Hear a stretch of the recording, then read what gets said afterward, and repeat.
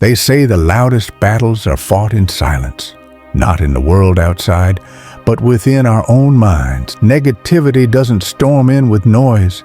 It slips through the cracks, through heartbreak, through rejection, through the quiet pain we never speak of. It disguises itself as doubt, fear, comparison, and slowly it begins to rule us. But here's the truth.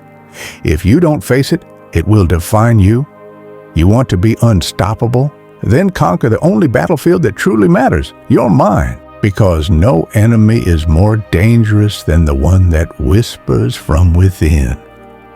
This is where the purge begins. Before we dive in, tell me in the comments, which country are you watching this video from? First sign, stop worshiping the pain. Pain is inevitable. Suffering?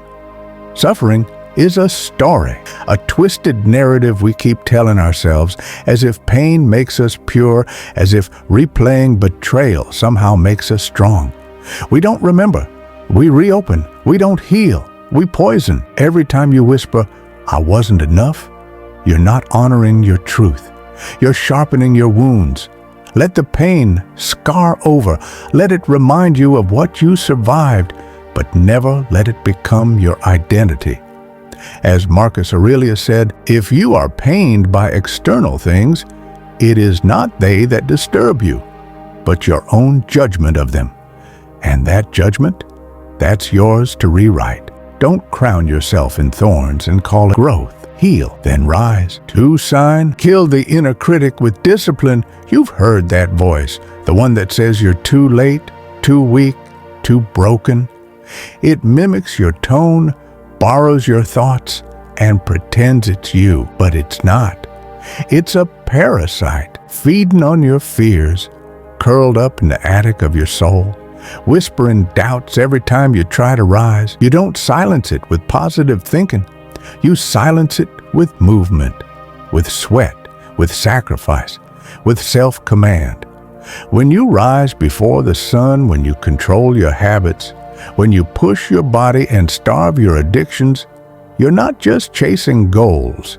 You're murdering the voice that said you couldn't. Seneca said, "We suffer more in imagination than in reality." So we discipline the imagination, forge it into a sword, and wield it like warriors, not victims of the mind. 3. Burn the need for external validation. They won't say it out loud, but here's the truth. Most of your suffering doesn't come from failure. It comes from feeling like a failure in someone else's eyes. We chase approval like air. We count likes, wait for praise, live for applause. And every time we do, we hand over a piece of ourselves quietly, desperately, hoping someone out there tells us we're enough. But freedom doesn't live in validation. It lives in self-possession. You want to be unstoppable? Then stop performing for a world that doesn't know your soul. Walk your path, even if they laugh, even if they stare, even if they turn their backs. The lion is not concerned with the opinion of sheep. Musonius Rufus said, "The man who has practiced philosophy as a cure for his own soul becomes strong enough to help others." Heal yourself, truly, and the world will feel it even if it never claps. 4. Refuse to let emotion dictate action. Anger, envy, bitterness. They feel powerful, but they're not strength. They're chains.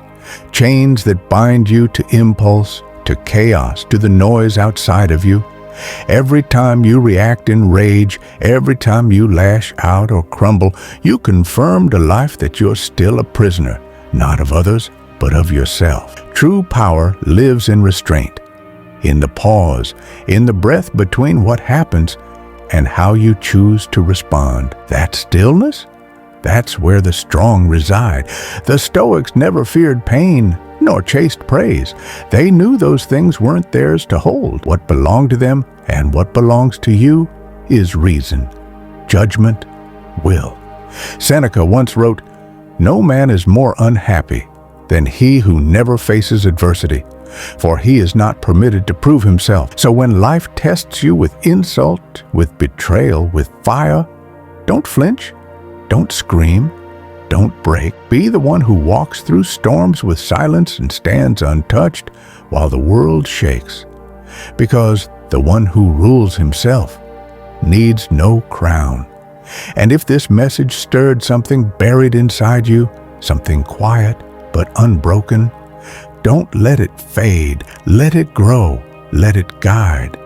And if you felt seen, spoken to, or strengthened today, join the ones walking this path with us. Like, comment, and subscribe to Aurelius Insights. Their strength begins with stillness, and the war is always won within.